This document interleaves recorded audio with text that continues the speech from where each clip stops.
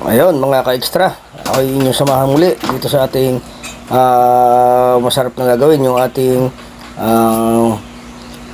talong na sisig. Ayan, kaya samahan nyo akong hanggang dulo ng ating mamunting video para malaman nyo kung paano natin ginawa yung ating talong na sisig. Kaya yun, tara na mga ka-extra hanggang sa dulo ng ating mamunting video. Tara!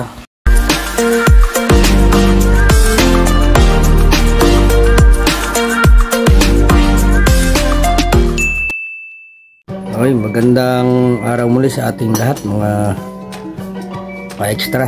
Ito naman yung ating bibigyan ng magandang recipe. Yung ating talong. Yan.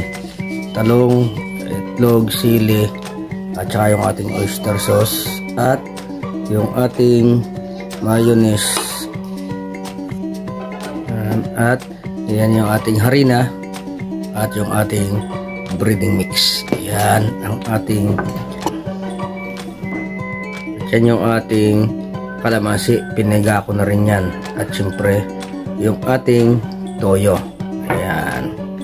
At yan ang ating mantika naman mamayang gagamitin. Ayan. Ngayon sisimulan natin hiwain yung ating talong.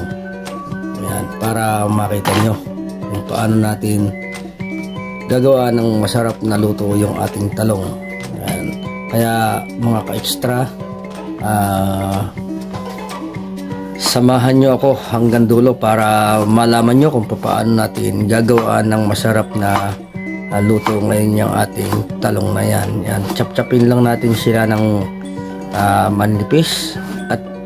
Siyempre pag na-chop-chop natin yan ng manipis, pipinuhin pa natin yan ng mga square ang ating pagkakahiwa dyan mamaya-maya. Pagkatapos natin na chop-chop yan lahat at nang mabilis yung ating proseso. At yan nga pala ay aking nahugasan na yung ating talong na yan, kaya yan ay diretso na natin mamayang gagawin o ating nilulutuin. Ayan, habang tayo nag-chop-chop dyan,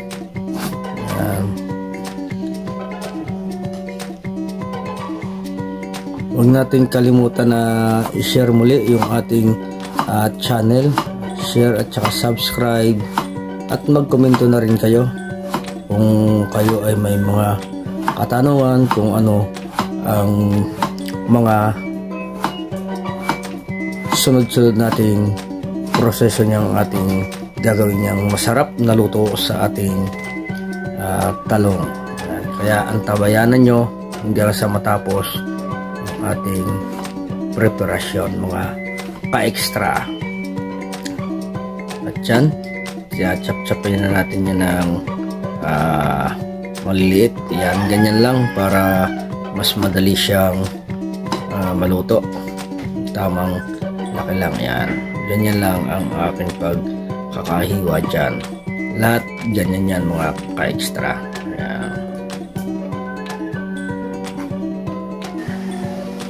Yan, malapit na matapos yung ating paghihiwa. Siguro naman mga ka-extra ay medyo umaiklo na kadyang kung paano natin gagawa ng masarap na luto yung ating talong.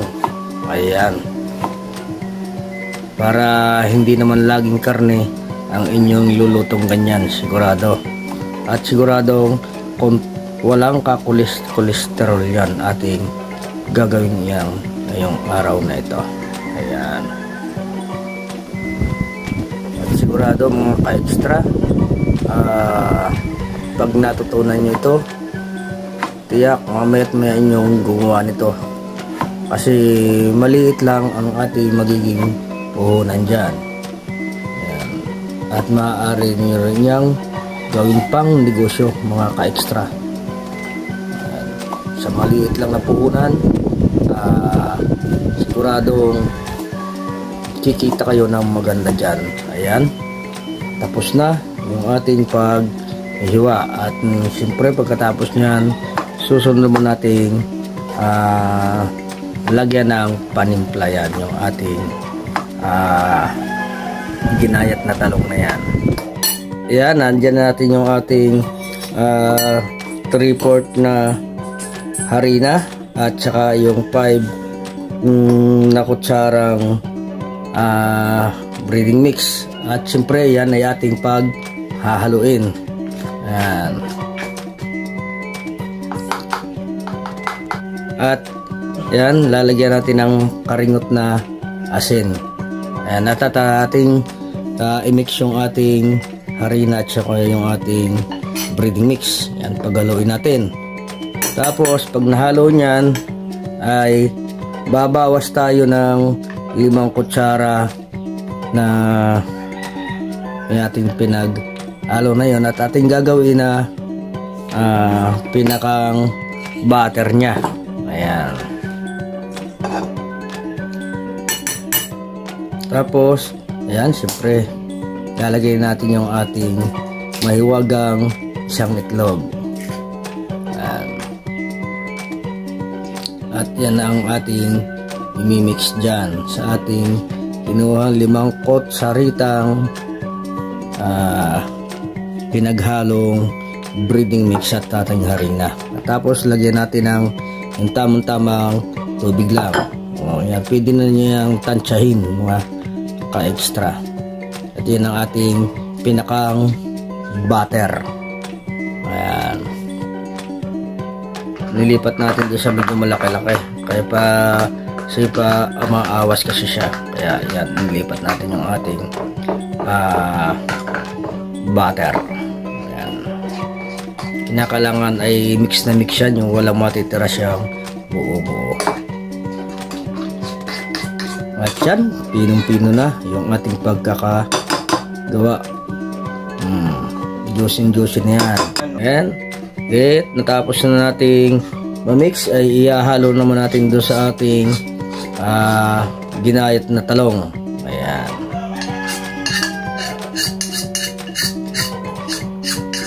Tapos pag ilagay natin yan dyan, at siyempre ihahaluin natin yan, siguraduhin natin na kailangan ay lahat sila ay nalagyan ng ating butter, ang ating ginawang butter na yan. At yan, okay na, na-mix na natin ang husto. Ayan, wala na siyang kulang. Ayan. Kaya siyempre susunod natin yan ay ating iluluto na yan natin. Diyan, lalagyan na natin ng mantika yung ating kawali. Ayan. At antayin natin siya ay kumulo. Yung ating kawali na yan o yung ating mantika, para makapagsimulan tayo sa ating gagawin. At yung ating talong, yan, nalagyan natin ang ating timpla, ay bago natin lutuin ay ating ihahalo doon sa ating binind na o minix na harina at saka yung ating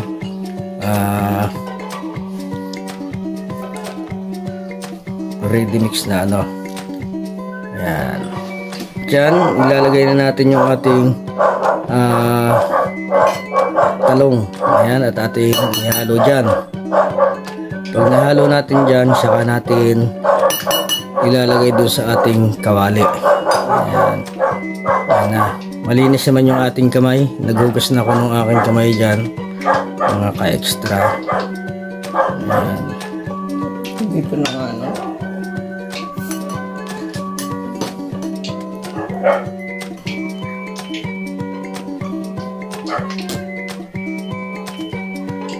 Saka natin ilagay dun sa ating kawali. Yan.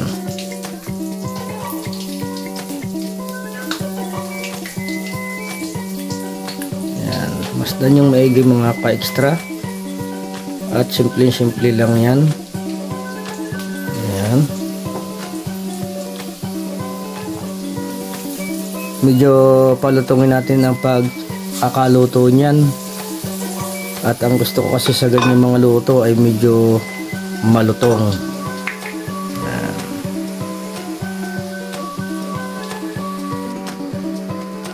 Then antayin natin na brown siya. Saka natin yan, oh, maganda na siya. Pababrownin natin para yan ay malutong. Yan. Yan, okay na yan. Pwede na natin hanguin pag nakita nyo na ganyan na yung kanyang kulay. Yan. Tapos yan dapat ang inyong ano, yung kuan para tatagas diretso yung kanyang mantika. Ayan na ang aking naluto. Ayan. At sa susunod naman natin dyan ay gagawa naman tayo ng kanyang sauce mamaya. At gagawin na natin saglit lang. Ayan. At magsisimula naman tayo mag-mix ng ating mayonnaise. Ayan.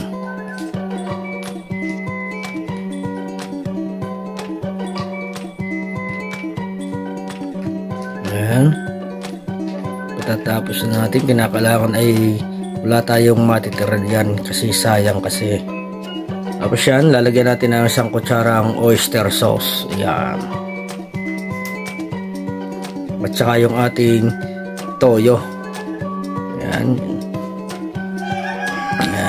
Dalawang kutsara ang ating ginamit yan. Tsaka yung ating siyempre nawawala yung ating paminta. Ayan. Ating mix ngayon siya. Ayan. Mix na mix ang ating gagawin dyan, mga pa-extra. At yan, okay na. Patapos nating ma-mix ay ating ilalagay na doon sa ating talong o yung ating piritong talong with fried. Yan ang ating masarap na gawin ngayon. Ang tawag dyan mga ka-extra ay ating talong na sisig. Yan.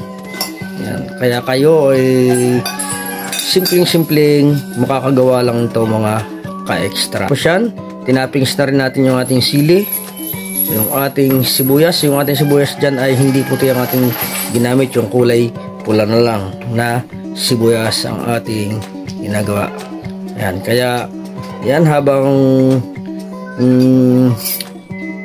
magpapatuloy kayo sa ating paggagawa ay maraming salamat muli sa inyong walang sawang pagsubaybay sa ating munting channel. At yan, nilagay ko na rin yung ating lemon ang ginamit ko dyan nga pala para mas masarap. Ayan, natin yung ating ginawa na sisig na talong. Ayan mga ka-extra, yung ating mga sisig na talong. Ayan.